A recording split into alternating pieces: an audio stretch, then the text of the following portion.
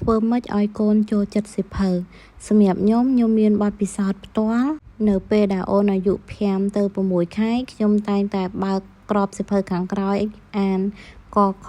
ឬក៏ឲ្យគាត់បើកសៀវភៅលេងតាមយើងអញ្ចឹងណាធ្វើសកម្មភាពបែបហ្នឹងរៀងរាល់ថ្ងៃរហូតដល់ឥឡូវហ្នឹងអូនអាយុ1 ខួបគឺអូនចូលចិត្តសៀវភៅខ្លួនឯងហ្មង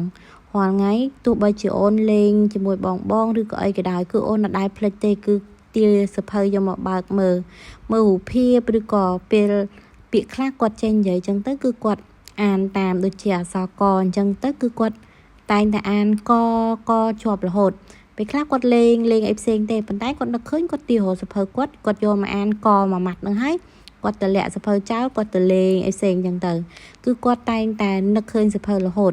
ហើយជាពិសេសនៅពេលដែលគាត់រៀបគេងរៀងរាល់ថ្ងៃគឺគាត់មិនដែលភ្លេចម្ដងណាឡើយគឺគាត់តែងតែទា